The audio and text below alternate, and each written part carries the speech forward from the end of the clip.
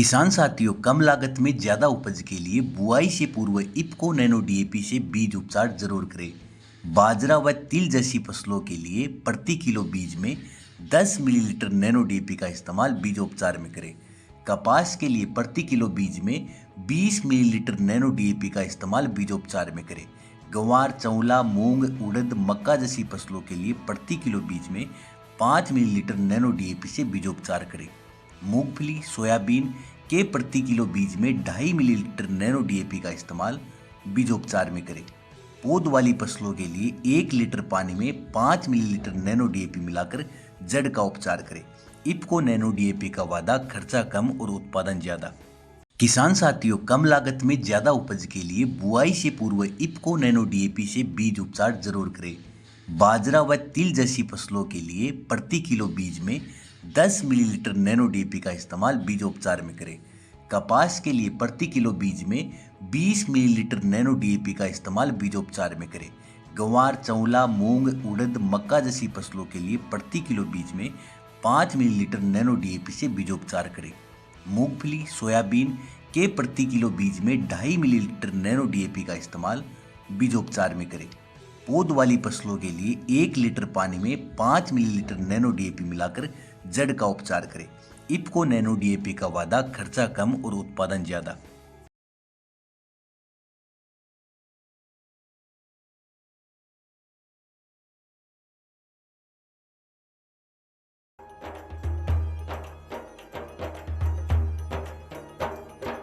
देख लो चौपाल रे सब बड़ा बडेरा आओ जी, सब लोग लगाया आओ जी, टाबरिया ने सब लाओ जी। देख लो चौपाल रे सब बड़ा बडेरा आओ जी, सब लोग लगाया आओ जी, टाबरिया ने सब लाओ जी।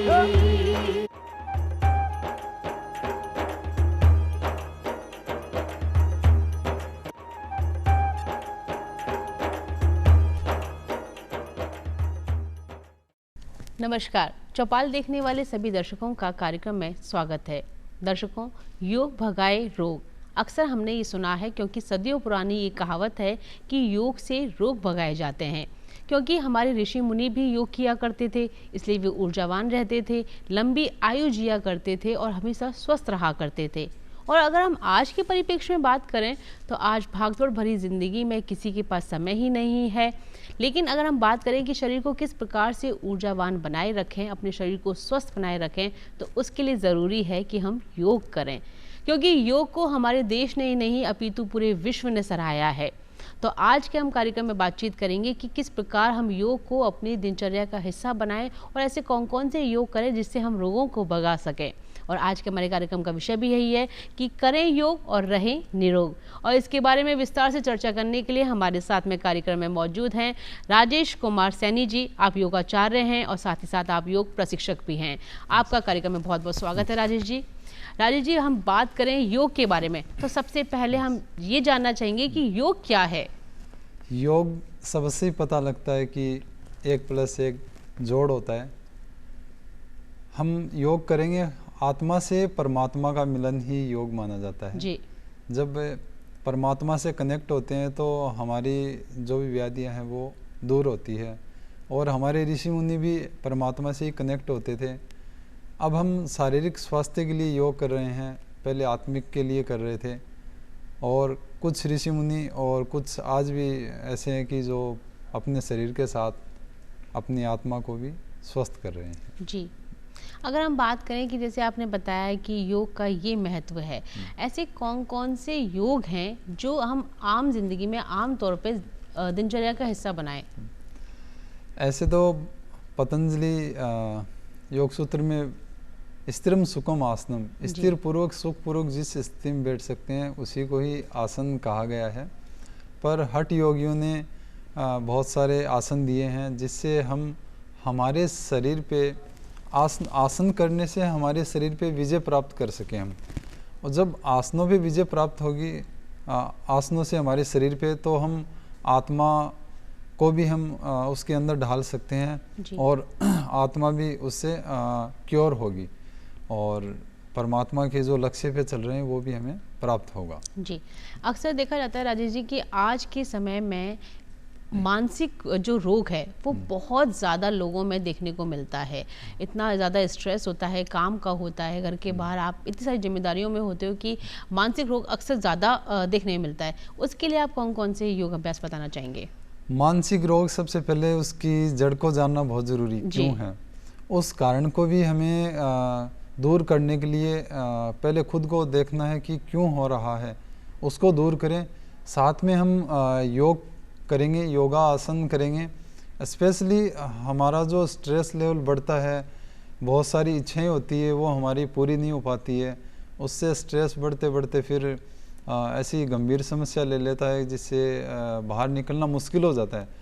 पर योग ऐसा मार्ग है जिससे ये असंभव भी संभव हो सकता है। उसके लिए हम प्राणायाम करें, वो सबसे अच्छा रहे और उससे हम स्वास्थ्य लाभ भी प्राप्त कर सकते हैं। जी, प्राणायाम में देखें तो अनुलोम विलोम प्राणायाम करें और ब्राह्मरी प्राणायाम करें, ओम का उच्चारण करें और शवासन करें, जी, तो मानसिक शांति हमें मिल सकती है। जी। अक्सर जैसे आपने बताया कि ओम का उच्चारण करें, तो ओम का उच्चारण कितने समय तक अपन लंबा मतलब उसको कर सकते हैं?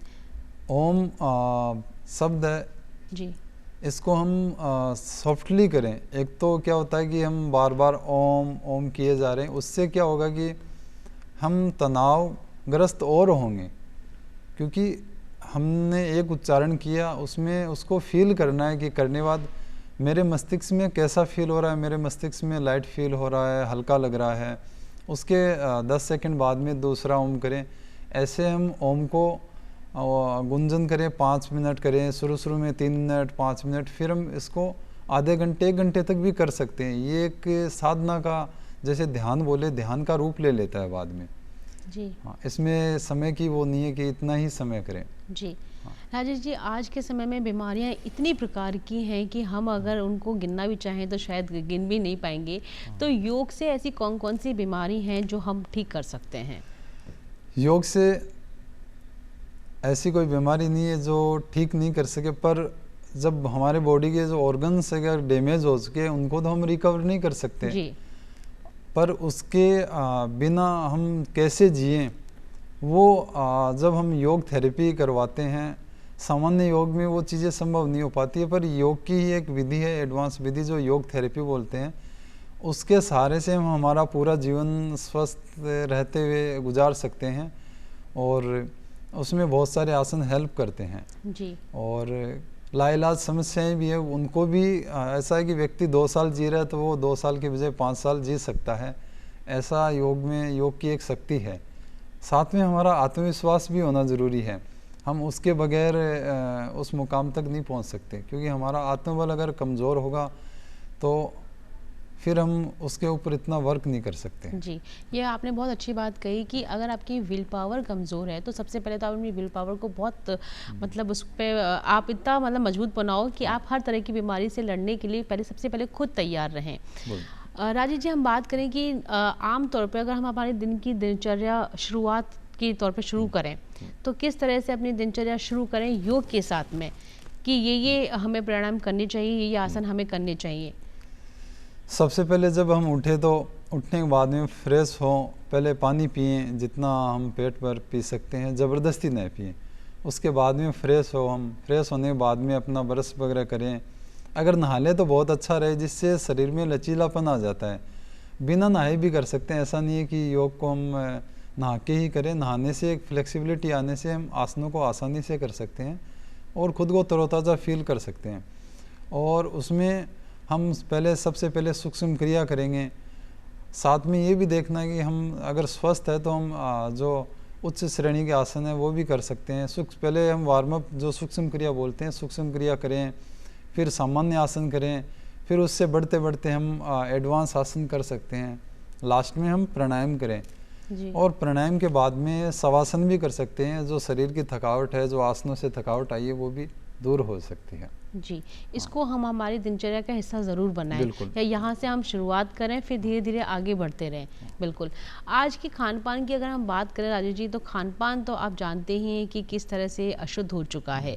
तो इसका असर सबसे ज़्यादा बच्चों की हाइट पे पड़ रहा है, बच्चों की आँखों पे पड़ रहा है। तो छोटे छोटे बच्चों की छोटी छोटी एज में ही चश्मे लगने लग गए हैं, बच्चों की हाइट बहुत कम रहने लग गई है। उसके लिए आप बच्चों के लिए कौन कौन से परिणाम बताना चाहेंगे?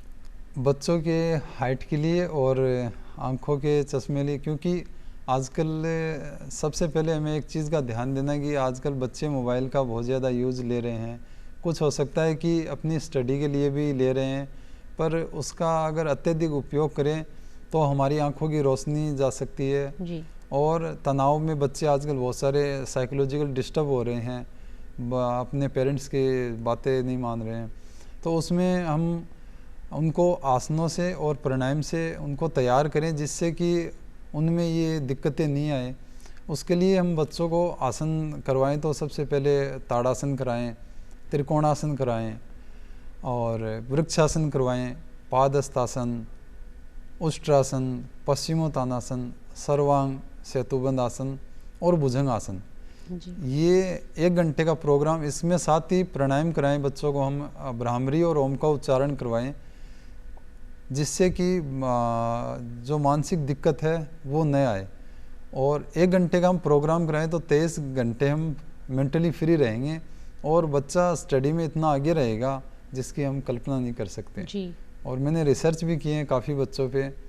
और रही आइज़ की, आपने कहा आंखों की, मेरी खुद की डॉटर है, उसकी आंखों की रोशनी बहुत कम हो गई थी और पता भी नहीं चला हमें। वो स्कूल में बोलती थी कि मुझे दिक्कत आ रही है, तो मैंने टेस्ट कराया तो आंखों की रोशनी कम हुई। डॉक्टर ने बोला कि हमेशा आपको ये चश्मा लगाना पड़ेगा बेटा। तो मैंने आसन इसके स्टार्ट किए। 1 महीने बाद में वो क्लास में बिना चश्मे के गई। एक दिन बोला पापा मैं पूरा एकदम से अच्छे से देख पा रही हूँ। तो फिर मैंने चेक करवाया तो उसका एकदम से आई साइट एकदम से ठीक है। और भी मेरे पास बहुत बच्चे हैं उनका आई साइट ज़्यादा था, वो उनका कम हो गया, यानी कुछ इम्प्रूवमेंट हुआ है। जी। उसमें हम एक, हमारी जो लार है, सुबह उठते हैं, रात को हम ब्रश करके सोएं, जिससे कि कुछ खाने के अवशिष्ट नहीं रहे, जिससे इन्फेक्शन हो सकता है नहीं, मुंह साफ़ हो। और सुबह हम जब उठते ही पानी पीने से पहले हमारी लार को, हमारे काजल लगाते हैं वैसे आँखों के अंदर हम डालें। जी। और साथ में आसन के ऊपर आएँ तो आसन में शीर्षासन व सर्वांग और सेतुबंध आसन, ये बहुत ही महत्वपूर्ण आसन है। इससे भी आपकी आई साइट ठीक हो सकती है। जी, यानी कि योग का हम निरंतर अभ्यास करते रहें, और जो आपने बताया है कि हम सुबह की जो लार है वो आँखों में लगा सकते हैं तो आपकी आँखों की रोशनी बढ़ेगी। बिल्कुल। अगर हम बात करें कि महिलाओं के बारे में राजेश जी, तो महिलाओं का जीवन तो आप जानते हैं कि कितना व्यस्तता से भरा रहता है। खड़े खड़े उनको बहुत समय किचन में बिताना पड़ता है, तो उनके घुटनों की बहुत समस्या देखने को मिलती है। आजकल एक PCOD की भी समस्या बहुत ज़्यादा महिलाओं में देखने को मिलती है। तो इसके लिए आप कौन कौन से परिणाम बताना चाहेंगे?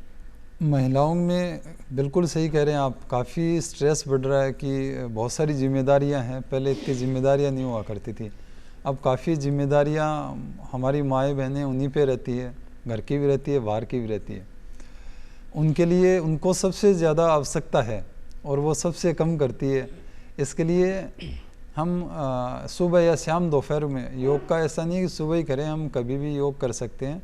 जब भी हमारी माताएं बहनें उनको समय मिले तो मैं कुछ आसन बता रहा हूँ, वो आसन करेंगे तो उनका स्वास्थ्य लाभ में बहुत ही जल्दी इम्प्रूवमेंट उनको नज़र आएगा। जैसे हम कुछ सूक्ष्म क्रिया करेंगे और ताड़ासन करेंगे, कोणासन करेंगे, अर्ध चंद्रासन करेंगे, त्रिकोणासन करेंगे, बैठ करके चक्की संचालक आसन हो गए, पश्चिमोत्तासन, और अगर सर्वांग आसन कर सके, थोड़ा सा एडवांस होता है तो वो भी अच्छा रहे। नहीं हो तो दीवार के सारे हम विपरीत करनी आसन कर सकते हैं। और सेतुबंध आसन करें, भुजंग आसन, मार्जरी आसन, ये कुछ आसन करें। साथ में अनुलोम विलोम प्राणायाम करें और भस्त्रिका प्राणायाम करें तो उनको स्वास्थ्य लाभ पूर्ण रूप से मिलेगा। और रही जो PCOD की है उसके लिए उपविष्ट कोणासन, बद्ध कोणासन भी साथ में अगर एड ऑन कर लें तो आपको उसमें भी पूरा 3 महीने में वो समस्या लगभग ठीक भी हो जाती है। जी, बिल्कुल, यानी कि आप निरंतर अभ्यास करेंगे तो आप रोगों से मुक्त तो रहेंगे ही रहेंगे, बिल्कुल। लेकिन हम ये भी समस्या देखने को आजकल मिलती है कि डाइजेशन की बहुत समस्या लोगों में रहती है। वो बहुत जल्दी से किसी चीज़ को पचा नहीं पाते हैं, तो उसके लिए आप क्या बताना चाहेंगे? पाचन तंत्र हमारे शरीर का महत्वपूर्ण हिस्सा है, क्योंकि जब हमारा शरीर का खाया हुआ पचेगा नहीं तो हमारे शरीर में जो रसेज है, जूसेज है, वो प्रॉपर वे में नहीं आएंगे और वो उससे डेफिशिएंसी क्रिएट होने लग जाती है। आजकल हर दूसरे व्यक्ति में विटामिन B12, D3 की कमी मिल रही है। वो उसका सबसे बड़ा कारण है कि जो जूसेज जो B12 जो खाने से मिलता है वो नहीं मिल पाता है, उससे कॉन्स्टिपेशन हो सकता है और या बहुत ही जल्दी पचता है, जिससे आपको लूज मोशन हो जाते हैं। तो ऐसी काफ़ी समस्याएं क्रिएट हो रही है। उसके लिए हम जैसे वज्रासन आप सभी ने सुना होगा, काफ़ी वज्रासन में बैठ सकते हैं। उसके अलावा बद्ध कोणासन बोलते हैं, जिसको बटरफ्लाई आसन, खाने के तुरंत बाद भी हम कर सकते हैं। अगर हम डेली आधा घंटे अगर करेंगे, आराम से बैठ सकते हैं। साइड में हम हमारे कुशन या लगाते हैं, ब्लैंकेट लगा सकते हैं, जिससे आपका पेट 10 मिनट बाद एकदम से हल्का हो जाएगा। आफरा आ रहा है, आफरा भी आपका दूर हो जाएगा।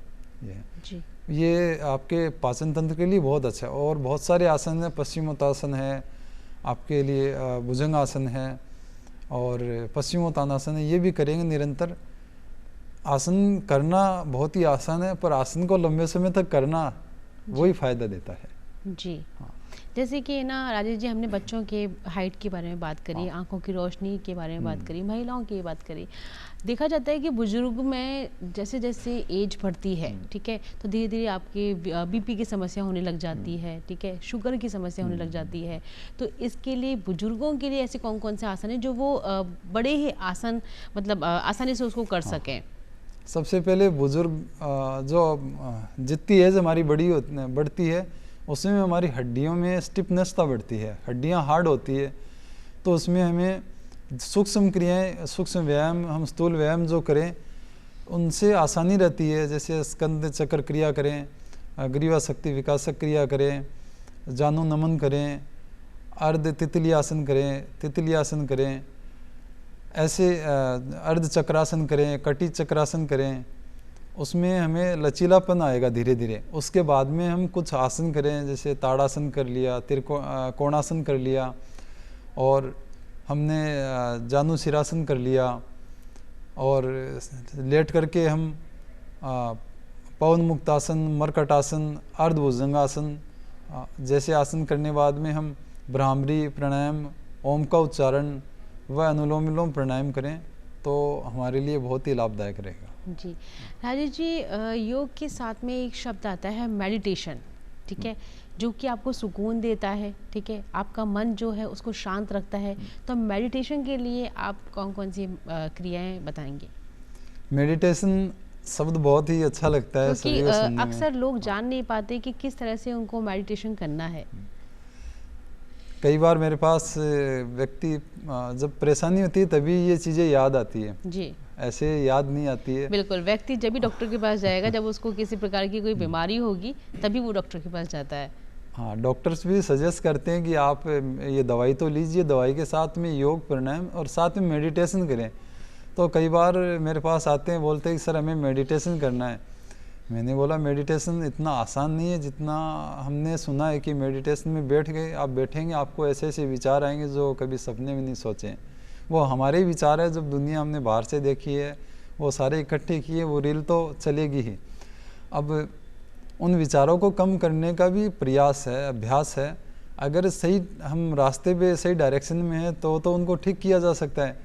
नहीं हम कुछ दिन बैठेंगे फिर परेशान हो गए हम खड़े हो जाएंगे, बोलेंगे इससे तो कुछ नहीं होता है, क्यों हमने सही प्रक्रिया ही नहीं अपनाई है। सबसे पहली बात, उसके लिए सही गुरु का चुनाव होना बहुत ज़रूरी है कि वो जो योग शिक्षक है, जो गुरु है, वो उनको आता है क्या। सबसे पहले योग करवाना अलग चीज़ है, ध्यान करवाना अलग बात है, क्योंकि बताना अलग चीज़। हम उस दौर से गुजरे हैं, हम जो फेज़ किया है। मैं खुद मेडिटेशन 2 से 3 घंटे मेरा डेली का होता है, तो मैंने बहुत गहराई से खूब स्टडी करी है इस पर। ऐसे गुरु भी मिले हैं जिनसे बहुत कुछ सीखा है।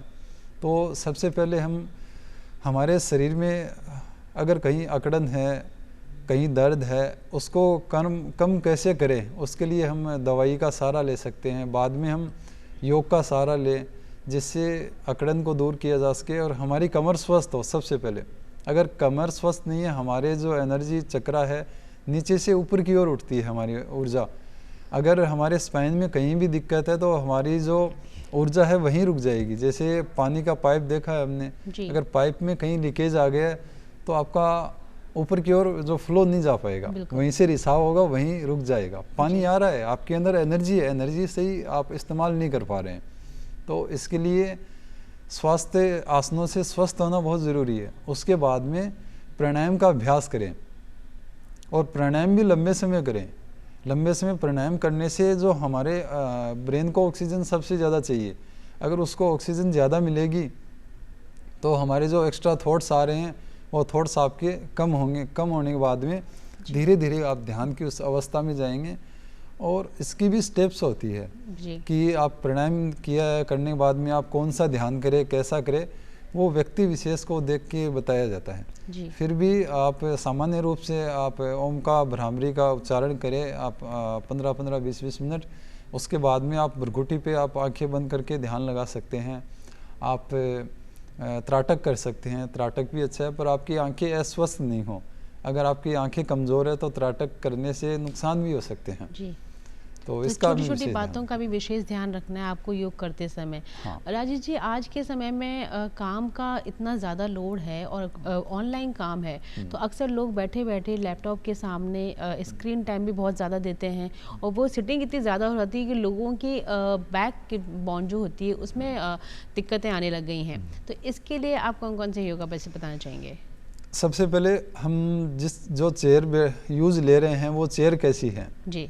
अगर चेयर गड्ढेदार चेयर है, जैसे प्लास्टिक चेयर आजकल आ रही है, सीधे बैठते ही हमारा बॉडी का जो अलाइनमेंट है वो बिगड़ जाता है।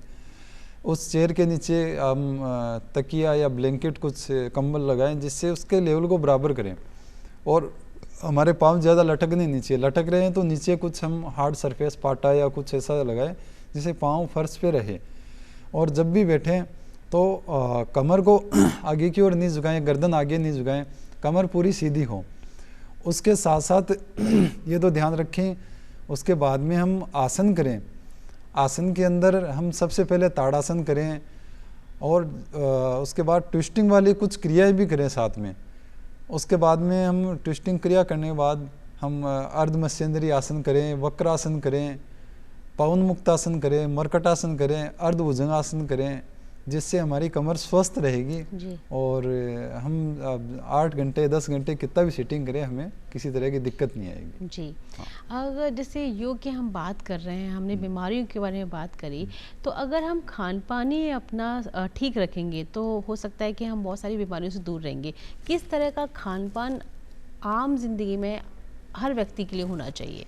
बहुत ही आपने अच्छा क्वेश्चन किया, क्योंकि हम योग तो 1 घंटे करते हैं, उसके बाद में खान पान सबसे महत्वपूर्ण है जी।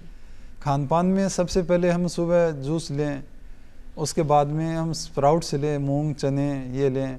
उसके बाद में दोपहर को हम जब लंच करें उसमें हम सैलेड, सलाद लें, रोटी सब्जी, छाछ, दाल चावल ये लें। रात को एकदम से हल्का आहार हो, जितना दलिया हो, ओट्स हो, खिचड़ी हो, ये ले तो बहुत ही हितकर रहेगा। और 8 बजे से पहले ले, शाम को 6 से 8 का टाइम रखें।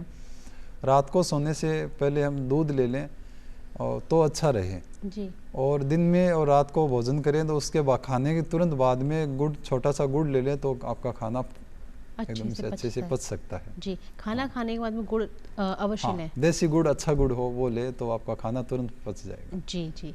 तो ये रात में या सुबह भी ले सकते हैं? ये सुबह भी लीजिए, आप रात को भी लीजिए। छोटा टुकड़ा लीजिए, सर्दी हो तो थोड़ा बड़ा टुकड़ा ले सकते हैं। गर्मी में किसी की गर्म तासीर है बॉडी की तो वो थोड़ा ध्यान रखें, वो मिश्री और सौंफ ले लें जी जी। राजेश जी, पहले के समय में गर्भवती महिला काम बहुत करती थी, ठीक है, तो इसलिए उसको किसी भी तरह की कोई समस्या नहीं होती थी। लेकिन आज कोई भी गर्भवती महिला होती है या तो वो उसको रेस्ट करने के लिए बताया जाता है या फिर वो योग करती है। तो ऐसे कौन कौन से योग हैं जो गर्भवती महिला कर सकती है और उनके लिए बहुत ही आसानी तरीके से वो उसको कर सके? हाँ, गर्भवती महिलाओं को सबसे पहले 3 महीने न करें जी, कोई भी योगासन। बिल्कुल। उसके बाद में, क्योंकि 3 महीने थोड़ा रिस्की रहता है, अंदर से इतना विकास नहीं होता है, क्योंकि जो झिल्ली विकसित नहीं हो पाती है, जिससे वो डैमेज होने का खतरा रहता है। शुरुआती 3 महीने हाँ। आप किसी भी तरह का योग मतलब ना हाँ, करें। प्राणायाम कर सकते हैं। जी। ये कपालभाति क्रिया बिल्कुल भूल से भी ना करें और बाद में भी ना करें जी, आप। और उसके बाद में 3 महीने बाद में हम ताड़ासन करें, त्रिकोणासन करें, ये सहारे से करें, ज़बरदस्ती नहीं करें, जितना आसानी से कर सकते हैं। और ट्विस्टिंग वाली चीज़ें और प्रेशर पेट पे आए वो आसन कतई न करें। उसके बाद में त्रिकोणासन किया हमने, और अर्ध उत्तानासन किया किसी दीवार के सहारे से या किसी पाइप के सहारे से। बाद में बैठ करके बद्ध कोणासन हमने किया 3 से 5 मिनट। उपविष्ट कोणासन है वो हम करेंगे। और पश्चिमोत्तानासन में टच नहीं होंगे, एकदम से कमर सीधी रख के करें। और सीधे लेट करके हम सेतुबंद आसन कर सकते हैं। और जी। कुछ प्राणायाम करें हम, जैसे अनुलोम विलोम प्राणायाम करें। और गर्मी है तो हम शीतकारी प्राणायाम भी कर सकते हैं, उनका बीपी लो ना हो, अस्थमेटिक पेशेंट नहीं हो, है ना। हम इस चीज़ का विशेष ध्यान रखें, क्योंकि करना बड़ा आसान है, जी, किस स्थिति में करें वो सबसे महत्वपूर्ण है। हमारे शरीर में कोई ऐसी व्याधि नहीं है, ये भी योग चिकित्सक के अगर सानिध्य में करें तो ज़्यादा अच्छा रहे। जी, और आप स्वस्थ है तो कर सकते हैं, ऐसा कुछ भी नहीं। जो मैंने बताया ये करेंगे, आपको जब डिलीवरी होती है बिना किसी आप दिक्कत के, नॉर्मल सर्जरी, बिना सर्जरी के डिलीवरी होगी। जी। और मैंने कितने ही ऐसे केसेस को सोल्व किया है, और सब हेल्दी बच्चे होते हैं, और खुद भी माँ भी हेल्दी रहती है। माँ और बच्चे दोनों हाँ, स्वस्थ दोनों। होते हैं। और जी, आप राजेश जी योगाचार्य हैं, साथ ही साथ आप प्रशिक्षक हैं। आपके सामने रोज़ नित नई नई प्रकार की बीमारी आती हैं, ठीक है। तो किस तरह से आप लोगों को ये सलाह देते हैं कि ये आपको योग अपनी दिनचर्या में शामिल करने चाहिए? ऐसे कौन कौन से योग हैं? मेरे पास तो हर तरह की समस्या आती है। जी, आपके जो स्वस्थ से लेके अस्वस्थ कैसी बीमारी हो, चाहे कैंसर हो, जी, चाहे स्लिप डिस्क हो, सर्वाइकल हो, चाहे पेट से रिलेटेड हो, पैरालिसिस हो, और कई बार बाय बर्थ भी कुछ समस्याएं जो होती हैं, प्रॉब्लम्स होती है वो भी कई बार परमात्मा सोल्व आउट करता है। बिल्कुल। तो ऐसे भी काफ़ी केसेस सोल्व हुए हैं।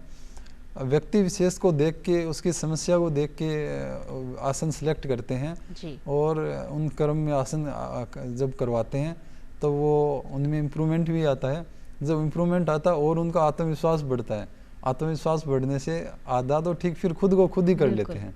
फिर परमात्मा की शक्तियाँ हैं वो करती है, कुछ आसन उस पर वर्क करते हैं। बिल्कुल। आप योग गुरु हैं, इतने बड़े मंच पर आपने लोगों को योग सिखाया है, आपका बहुत अच्छा अनुभव रहा है राजेश जी। तो किस प्रकार आप हमारे दर्शकों को योग करने के लिए प्रेरित करेंगे, वो आप बताएं। मैं यही कहना चाहता हूँ कि योग हम चाहे आधा घंटे ही करें, एक निश्चित समय हो, और आसनों को सही क्रम से करें, या सूक्ष्म क्रिया भी करें, आसन करें, प्राणायाम करें, सही क्रम से करें। और जब ये करें तो एकाग्र होके करें।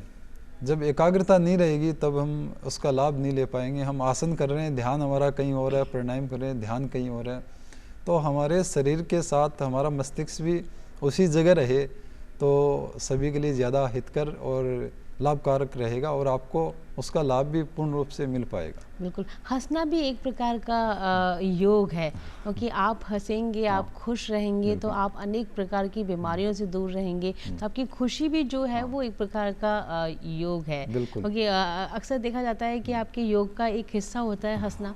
तो सुबह सुबह गार्डन में, पार्कों में देखा जाता है कि लोग एक साथ मिलजुल करके बहुत ज़ोर से, बहुत एक ऊँची आवाज़ के साथ में हंसते हैं और खुल के हंसते हैं। तो साथ साथ जो गला होता है वो उनका खुलता है। बिल्कुल राजेश जी। तो योग को हमारे दर्शक अपने जीवन का हिस्सा बनाइए, क्योंकि योग आपके बहुत सारे रोगों का इलाज है, आपको जड़ से आपके रोगों को ख़त्म करेगा। क्योंकि आपके अगर जीवन में रोग नहीं होंगे तो आप खुश रहेंगे, और आप खुश रहेंगे तो आप स्वस्थ रहेंगे, और जीवन का आधार ही यह है कि हम स्वस्थ रहें और खुश रहें। तो योग को अपने जीवन का हिस्सा बनाइए, अपनी दिनचर्या का पार्ट बनाइए, और आपसे फिर होगी मुलाकात एक नए विषय के साथ में। तब तक लीजिए मेरी इजाज़त। नमस्कार।